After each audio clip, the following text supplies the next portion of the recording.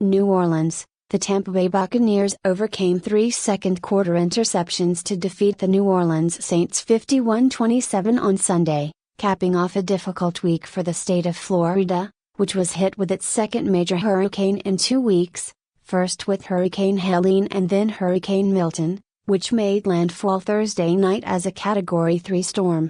"I think today was just a team embodying and embracing everything that everybody's going through," said quarterback Baker Mayfield, who threw for 325 yards and 4 touchdowns. "Ups and downs, trying to handle it the best way you can, fight through it and find a way to make it work. That's life. Obviously a natural disaster's not easy to deal with, you find a way to make it work, you overcome and you come together." That's what this group did today. As of Sunday, 14 deaths were linked to the storm that made landfall in Siesta Key. Tampa Bay got powerful winds from the northern eye wall and flash flooding. A storm surge of 8-10 feet ravaged Sarasota, while tornadoes also ripped through other parts of the state. As of Sunday evening, 1.1 million Floridians were still without power, and a fuel shortage is complicating recovery efforts. "It's a tiny break from what they've been dealing with," said Coach Todd Bowles, whose defense delivered a shutout in the second half. "It gave him a chance to smile for a couple of hours while everybody went through what they went through. That was all worth it right there. I told the guys all the time,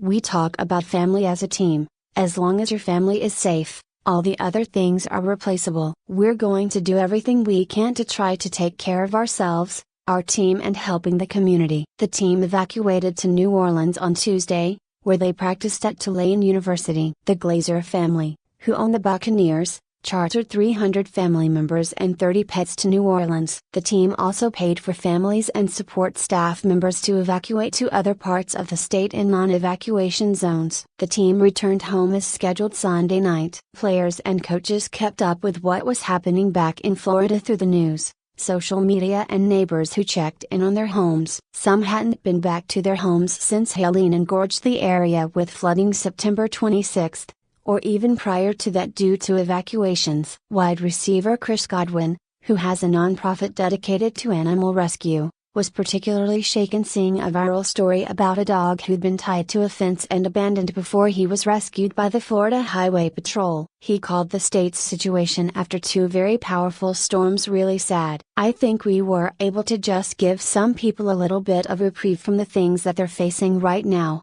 Godwin said. "I think that's a plus for us, because there's a lot of people going through a lot of bad stuff right now. Unfortunately." A lasting image from the game was Godwin's 55-yard touchdown that took the lead in the third quarter and helped settle things down. He and others acknowledged that keeping their composure was difficult in a second quarter of struggles, particularly with the week's events.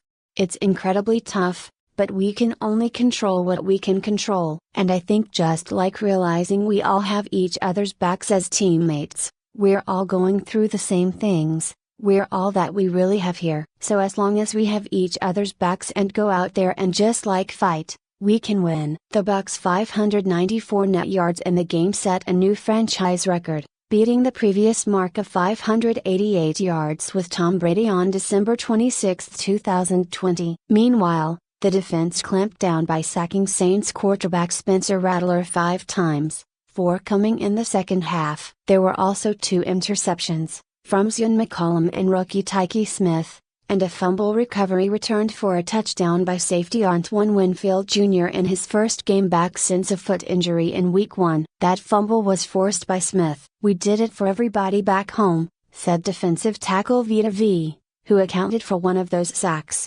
along with Lavonte David, William Golston, Khalid Kansi and a split sack from Chris Braswell and KJ Britt. "We put 50 up for everybody back home that was suffering through this hurricane. This win's for you guys." Shout out to Tampa Strong. The Saints turned Sunday's game into a donation drive for Hurricane Milton relief and flashed a message on the video board at the Mercedes-Benz Superdome that took the words "Us versus them," with pictures of the Superdome and Tampa skyline, and turned it into "Us with them," along with messages of thank you first responders and thank you to all who have helped through this disaster.